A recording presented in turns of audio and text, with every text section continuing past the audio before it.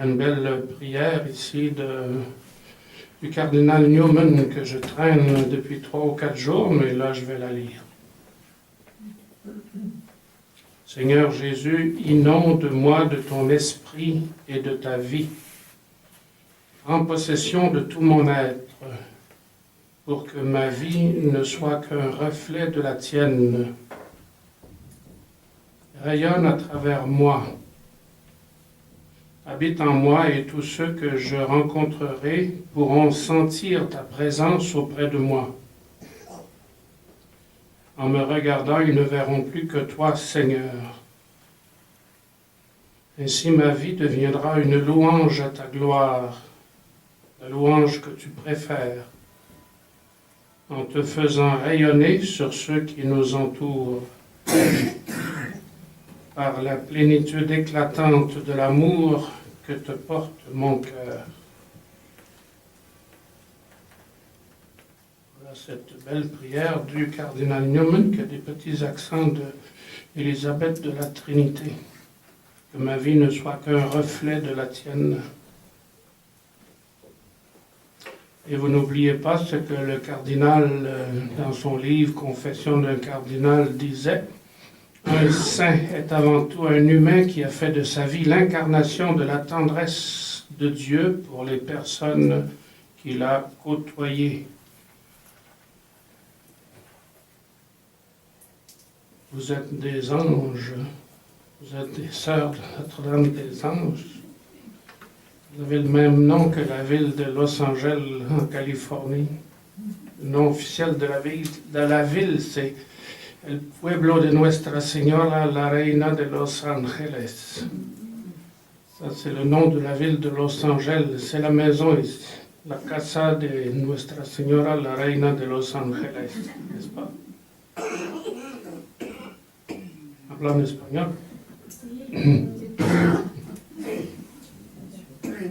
Les autres vous demanderez la traduction.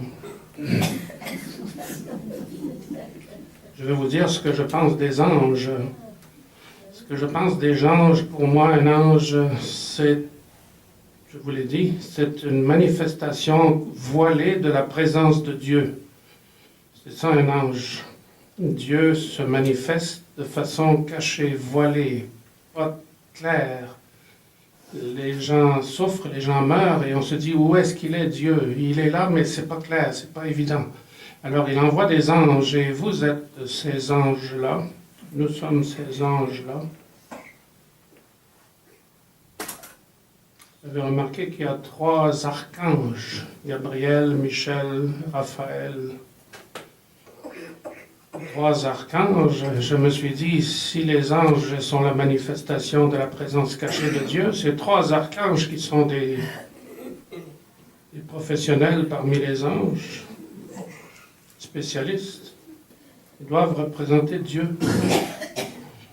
Et les 3 personnes en Dieu se retrouvent dans les 3 anges. Dieu le Père peut être Gabriel. Gabriel, c'est lui qui annonce l'incarnation, c'est lui qui vient dire à Marie qu'elle va porter le Fils de Dieu. C'est le commencement, c'est la nouvelle création.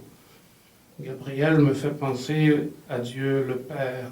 Michel, cathédrale de Sherbrooke, Saint-Michel, j'ai été baptisé là. Michel, c'est lui qui se bat contre le dragon et qui terrasse le dragon dans l'Apocalypse. C'est le Christ qui est vainqueur de la mort. C'est lui qui est plus fort que le mal. Alors, notre cathédrale, c'est la cathédrale Saint-Michel ou la cathédrale du Christ caché. Ce serait bien, ça, comme titre. Quelle paroisse êtes-vous? Je suis de la paroisse du Christ caché. Saint-Michel. Raphaël, lui, c'est l'ange qui a conduit Tobie jusqu'à Ninive, je ne sais pas où. Ninive, on dit que les rues sont tellement étroites que le chien de Tobie devait battre la queue de haut en bas.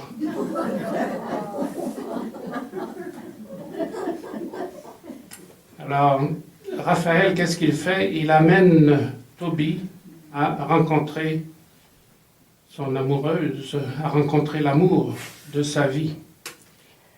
Raphaël, c'est l'Esprit Saint qui nous conduit dans notre vie, qui nous amène à réaliser l'amour dans nos vies. Alors voilà pour les 3 archanges. Un ange en grec, ça se dit aggelon. Aggelon. On avait une sœur grecque au centre 4 saisons qui s'appelait Aggela. Les gens l'appelaient Angèle. Bonjour Angèle. Moi je l'appelais Angela. Elle aimait ça. Oui, c'est comme ça, c'est mon vrai nom. Angela. Alors, Aggelon, ça veut dire messager, message. Si on met E devant E en grec, ça veut dire bon. E angelon, bon message. E angelon, évangile. C'est la signification du mot évangile, une bonne nouvelle. Un ange, c'est toujours une bonne nouvelle. Je crois qu'il y a des mauvais anges, mais en général, les bons anges, mettons que les bons anges apportent toujours une bonne nouvelle de la part de Dieu. Mais c'est de nuit, comme dirait Saint Jean de la Croix. C'est de nuit que nous grandissons, et c'est pour ça que les personnes âgées sont très belles, mais ça ne se voit pas toujours. Les jeunes sont très jolis de corps, et on en voit beaucoup. Et on rend grâce à Dieu pour cela. Mais je vous ai dit au début comment Dieu qui fait son travail en vous, il continue de le faire, de sorte que vous devenez toujours de plus en plus belle. Bon, tout cela pour terminer la retraite. Il y a un petit dessin ici que vous ne voyez pas très bien, mais c'est le monsieur et la madame qui sont en train de lire un livre. Et le monsieur demande à la madame qui lit un livre saint avec une croix dessus. Le monsieur demande comment ça finit. Et la madame dit ça ne finit pas. Tandis que lui, son roman, il va finir. Elle lit l'évangile. Comment ça finit? Ça finit pas. Alors, une retraite, ça finit pas.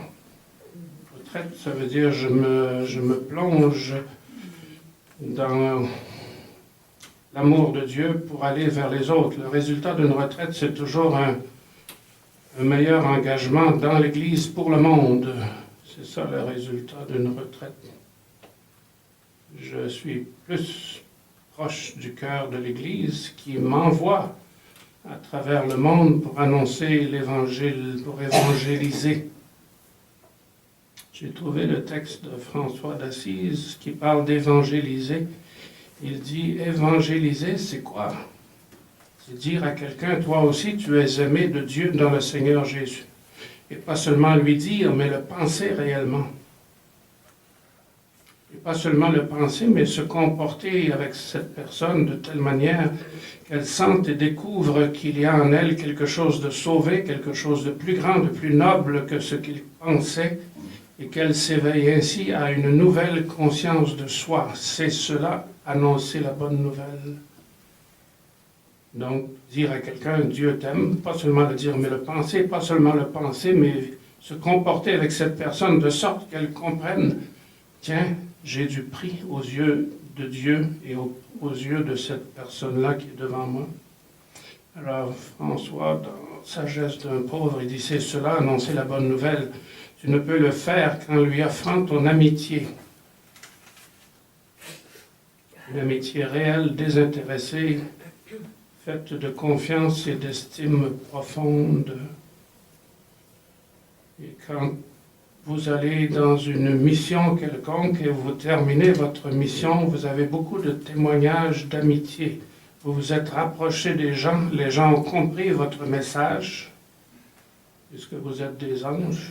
Et les gens ont compris votre message et ils ont beaucoup de reconnaissance parce que vous vous êtes fait proche des gens.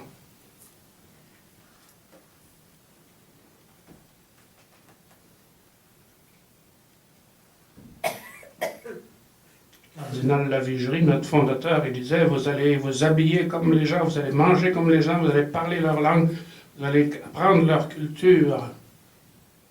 pour ça qu'on s'est habillé en blanc, comme en Afrique du Nord, il y a 140 ans, on s'habillait en blanc, en gandoura et en burnous. Maintenant, il n'y en a plus beaucoup qui portent ça, ici au Québec en tout cas, alors on s'habille comme les gens, pour être proche des gens. Il dit, vous mangerez comme eux autres. Parfois, oui, ça m'est arrivé de manger comme les gens.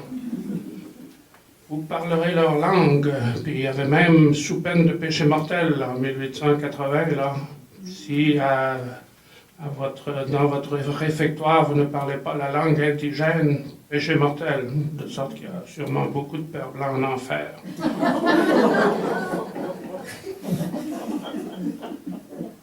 Parce que c'est très rare que j'ai vu dans une communauté de pères blancs parler la langue locale. Quoique maintenant, de plus en plus, oui. Bon. Marie-Madeleine, elle pleurait comme une madeleine. Femme, lui dirent-ils, les anges. Les anges, tiens, la présence voilée du Seigneur. Femme, lui dirent-ils, pourquoi pleures-tu? Elle leur répondit, ils ont enlevé mon Seigneur et je ne sais pas où ils l'ont mis. Tout en parlant, elle se retourne et voit Jésus qui se tenait là, mais elle ne savait pas que c'était lui. Jésus lui dit, femme, pourquoi pleures-tu? Qui cherches-tu? Il donne la réponse en même temps qu'il pose la question. La première question, c'était, pourquoi pleures-tu? Qu'est-ce que tu as à pleurer comme une madeleine, là? Jésus pose la même question en donnant la réponse. Pourquoi pleures-tu? Qui cherches-tu? Voilà la réponse. Je cherche mon Seigneur. Elle va le trouver et c'est la rencontre qui va la remplir de joie. Puis elle s'accroche à son Seigneur, mais Jésus dit non, laisse-moi. Je ne suis pas comme tu penses que je suis. Je ne suis pas celui que tu avais connu. Je suis autre. Laisse-moi partir comme la bien-aimée dans le Cantique des Cantiques. Elle trouve son bien-aimé, puis elle le perd, puis elle le retrouve, elle le repère. Puis elle court à l'odeur de ses parfums sans arrêt. C'est la rencontre de la résurrection. Et on peut dire que au début de l'Église, les apôtres et d'autres disciples ont rencontré le Christ vivant, ressuscité. Comment ça s'est passé? On ne sait pas exactement. Peut-être que ça s'est passé comme c'est écrit, peut-être c'est autrement. Ce qui est certain, c'est qu'ils ont fait l'expérience d'une présence qui a transformé leur vie, au point que ça a changé la vie du monde. Depuis 2000 ans, la vie du monde a été changée par la résurrection de Jésus. La vie de ces apôtres a été transformée de façon extraordinaire. Et l'Église, à travers le monde, à travers les siècles, a changé l'histoire du monde. Si vous prenez par exemple la Déclaration universelle des droits de l'homme, on retrouve beaucoup de ce qui est le message de l'Évangile là-dedans. C'est les Nations unies qui ont promulgué cette Déclaration universelle des droits de l'homme en 1948-49. Même les Français, en 1700, la Révolution française, il y avait aussi une Déclaration des droits humains. Ça aussi, c'est dans la ligne de l'Évangile. Évidemment, ils ne le reconnaissent pas. Les révolutionnaires ne le reconnaissent pas. Donc, Pâques, c'est d'abord la rencontre avec le Christ ressuscité, sans laquelle il n'y a pas d'Église, sans laquelle on n'est pas ici, sans laquelle le christianisme n'existe pas. Il y a une rencontre qui a transformé radicalement la vie de ces personnes-là.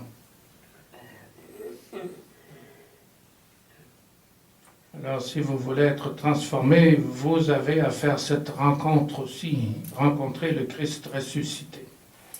Et il y a deux conditions pour avoir une apparition. Je vous souhaite de demander la grâce d'une apparition dans les jours qui viennent, puisque vous avez puisque vous pleurez comme des madeleines de temps en temps, puisque vous cherchez celui qui donne sens à votre vie et vous allez le trouver. Mais il y a deux conditions pour avoir une apparition.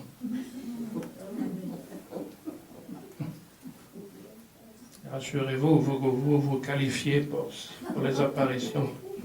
La première condition, c'est d'avoir la foi. Il n'y a pas eu d'apparition à Ponce Pilate, ni d'apparition à Hérode, ni d'apparition au centurion romain qui a crucifié Jésus. Il faut avoir la foi. Alors ça, c'est la première condition. Deuxième condition, il faut avoir des problèmes. Alors vous voyez que tout le monde se qualifie ici pour avoir une apparition. Parce qu'il y a une personne qui n'avait pas de problème, qui n'a pas eu d'apparition, elle s'appelle la Sainte Vierge Marie. Pas d'apparition. Elle ne se qualifie pas pour avoir une apparition. Elle avait la foi, mais elle n'avait pas de problème de foi. Oh, on peut penser que Jésus lui est apparu, bien sûr, on peut le penser, mais ce n'est pas raconté nulle part dans les évangiles qu'il y aurait eu une apparition à Marie, nulle part. Elle n'en avait pas besoin, tandis que nous en avons besoin parce que nous, on a la foi. Deuxièmement, on a des problèmes. Et voici des personnes qui ont des problèmes. Saint Pierre, il a renié 3 fois. C'est un problème, ça. C'est un problème de foi. Alors, par 3 fois, Jésus lui demande, m'aimes-tu, m'aimes-tu, m'aimes-tu?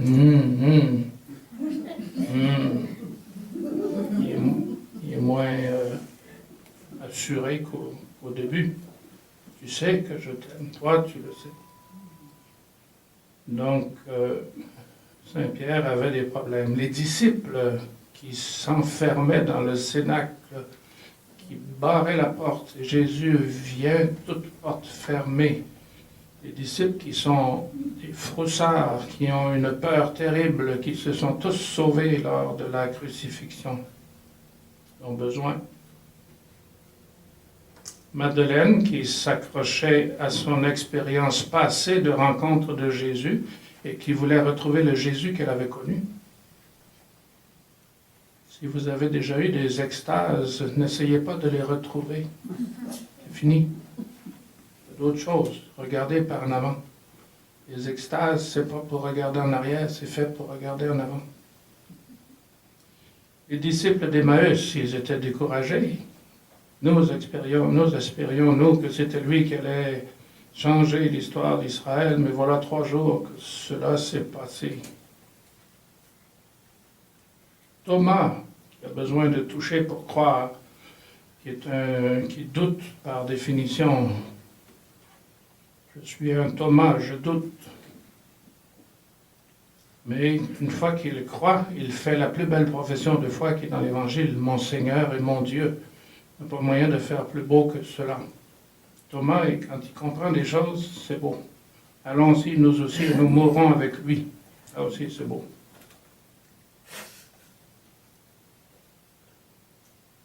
Donc, demandez pour vous une apparition ces jours-ci, ces temps-ci, ou durant votre vie, vous avez besoin d'une apparition. Nous en avons tous besoin.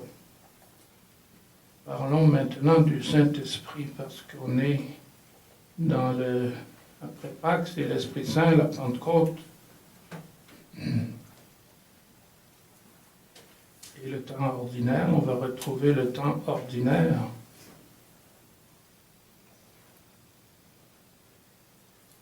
L'Esprit Saint. Pour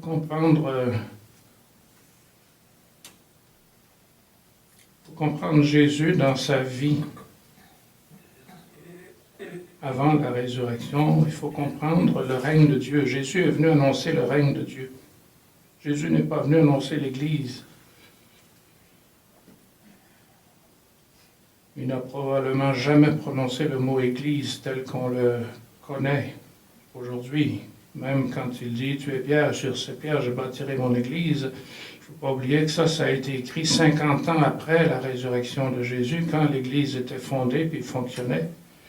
Et on savait que Jésus était celui qui avait été l'initiateur de cette communauté ecclésiale. Et on a mis dans la bouche de Jésus ces pierres, et sur cette pierre je bâtirai mon église. Mais probablement que Jésus n'a jamais parlé de l'église dans sa vie, mais il a parlé du règne de Dieu.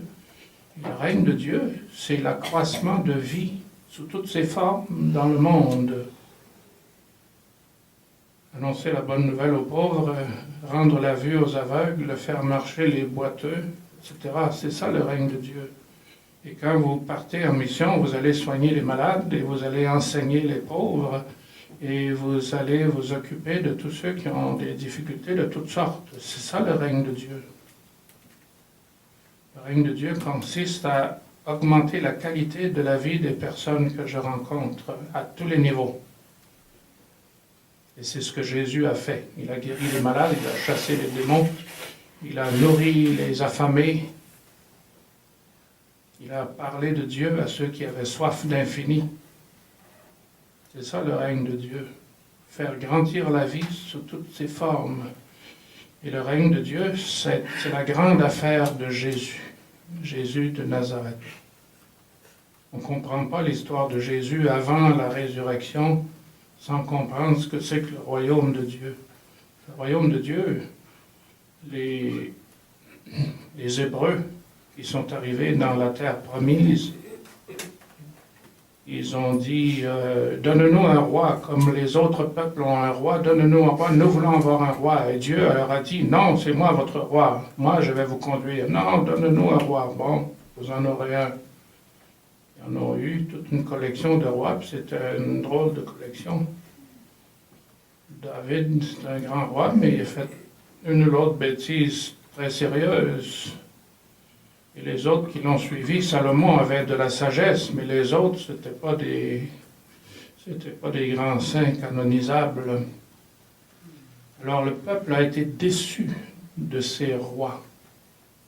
Et ils ont commencé à espérer un Messie, surtout après la déportation à Babylone, parce qu'ils étaient déçus de leur roi, de leur prince. Et ils ont commencé à attendre un Messie, un sauveur, un roi, qui allait rendre à Israël sa place dans le monde. Alors c'est ça qui est le règne de Dieu. Donc pour comprendre Jésus d'avant la résurrection, il faut comprendre le règne de Dieu. Pour comprendre Jésus d'après la résurrection, il faut comprendre l'exaltation de Jésus. Jésus a été exalté. Il est monté au ciel.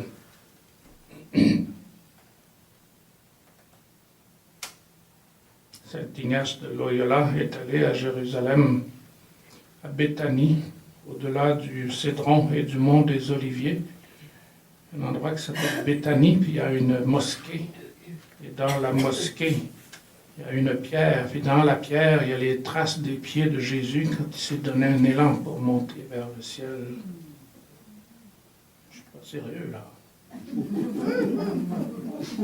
Mais Saint Ignace est quand même allé, puis il a payé 25 cents aux musulmans qui gardaient la mosquée. Alors on peut être un grand saint et avoir des drôles d'idées. Jésus est monté au ciel, puisque Dieu habite au ciel. Les Hébreux, ils avaient 7 ciels, un par-dessus l'autre. Au-dessus du premier, il y avait de l'eau pour la pluie. Il y avait 3, 4, 5, 6, 7 ou 10 ciels. Puis au-dessus de tout ça, il y avait Dieu. Comment est-ce que Dieu s'y prenait pour régner sur la terre? Il envoyait son souffle, son roi, son esprit sur la terre pour régner sur la terre. L'esprit de Dieu, il était en haut, au-delà des 7 ciels. C'est pour ça que Jésus devait monter au ciel. Et s'asseoir à la droite de Dieu, ça veut dire recevoir de Dieu le pouvoir de régner sur la terre, recevoir l'Esprit Saint, qui est le pouvoir de Dieu de régner sur la terre. Dieu envoie son esprit, son roi, son souffle sur la terre. Jésus monte au ciel, s'assied à la droite de Dieu, ça veut dire qu'il reçoit l'Esprit Saint et il l'a répandu à travers le monde. C'est ça que Jésus fait. Et c'est ça qui est l'exaltation de Jésus.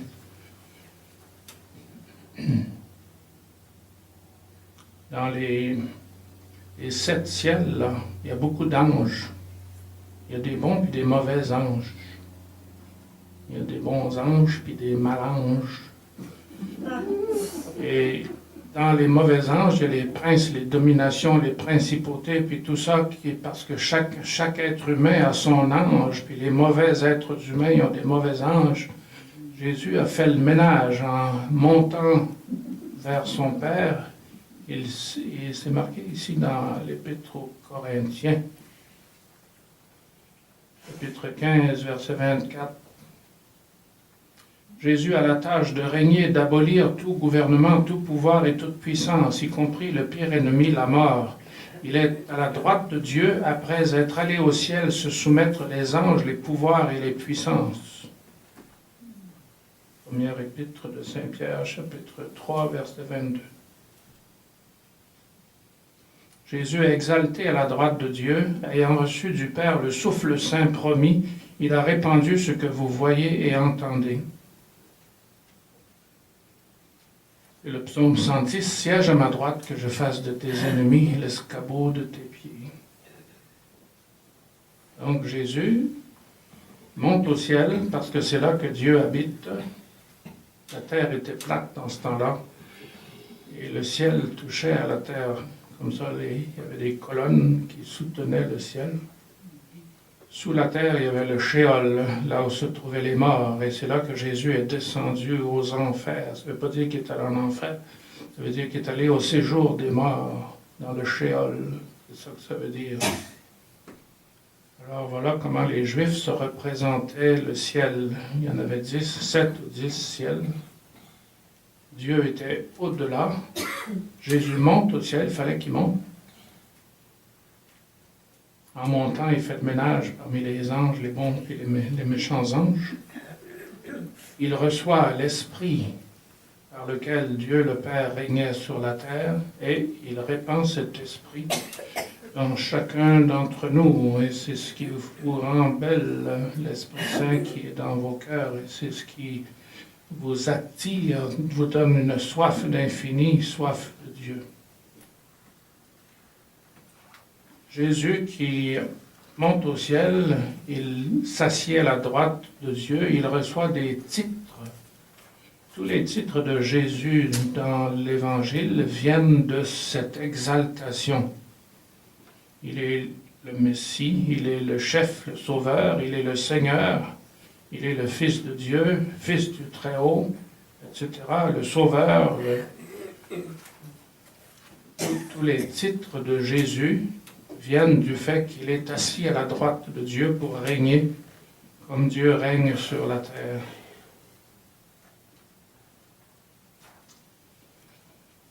Alors c'est comme ça l'Esprit Saint qui est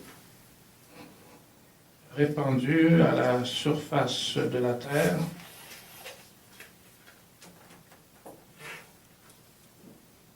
Un beau texte ici. Je prends mon inspiration dans un texte d'André Mire, un bibliste québécois,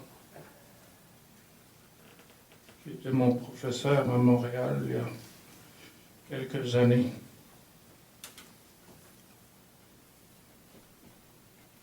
La foi en l'exaltation de Jésus est le fruit de la réflexion des premiers chrétiens sur ce qu'ils vivaient. Les premiers disciples, les apôtres de Jésus, après la résurrection, ils étaient devenus différents. Ils se surprenaient à réfléchir et à raisonner comme Jésus, lui qui les avait tellement étonnés. Jésus, personne ne parle comme cet homme, personne n'a jamais parlé comme lui. Et tout à coup, après la résurrection, les apôtres se mettaient à comprendre et à raisonner comme Jésus. Ils se découvraient une liberté semblable à la sienne. Jésus, homme libre, personne n'a été plus libre que Jésus. Les apôtres se trouvent libres. Dans les actes des apôtres, on les voit prêcher partout. Ils sont libres, ils n'ont peur de rien, ils n'ont pas peur de mourir pour l'annonce de la résurrection de Jésus. Ils se découvrent avec étonnement un courage comme à l'image du courage de Jésus. Ils ont commencé à avoir des problèmes avec la loi juive, comme Jésus en avait. Jésus prenait toujours une certaine distance devant les lois juives. Et les apôtres, qui étaient des Juifs, après la résurrection, ils ont commencé à dire, ouais, est-ce que c'est vraiment nécessaire de se laver les mains jusqu'au coude avant de manger? Est-ce que c'est vraiment nécessaire? Etc., toute la loi juive, la circoncision et tout ça. Ils vivaient une certaine distance vis-à-vis des institutions de leur peuple. Ils identifiaient en eux son amour des pauvres. Les apôtres se mettent à voir qu'il y a des pauvres autour d'eux, puis à faire quelque chose pour les pauvres. Pierre et Jean, ils vont guérir le paralysé à la porte du temple.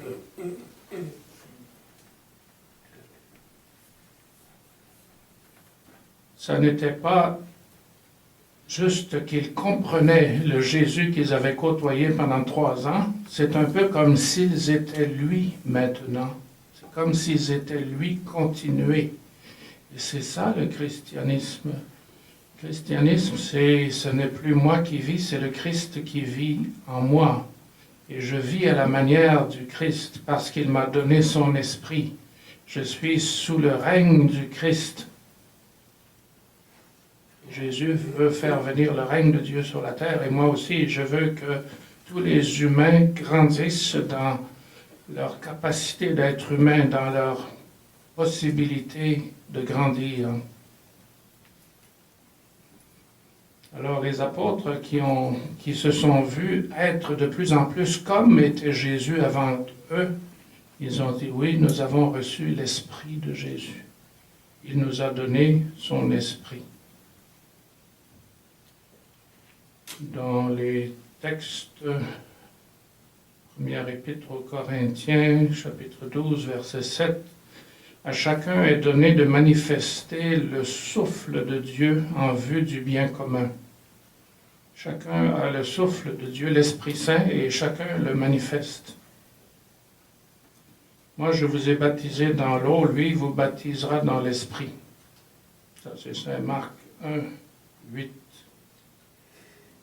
Quand viendra le Paraclet que moi je vous enverrai d'auprès du Père, le souffle de vérité qui sort d'auprès du Père, celui-ci témoignera à mon sujet. Alors voilà le don de l'Esprit Saint. Il s'agit simplement maintenant de le vivre. Et nous allons nous préparer à célébrer l'Eucharistie, terminer notre retraite en demandant au Seigneur de vivre en nous, de faire que ce n'est plus moi qui vis, c'est le Christ qui vit en moi. Et ne pas oublier ce que disait le cardinal. Un saint, c'est quelqu'un qui est la manifestation de Dieu, de la tendresse de Dieu pour les pauvres. Un saint, c'est un ange, et vous êtes des anges.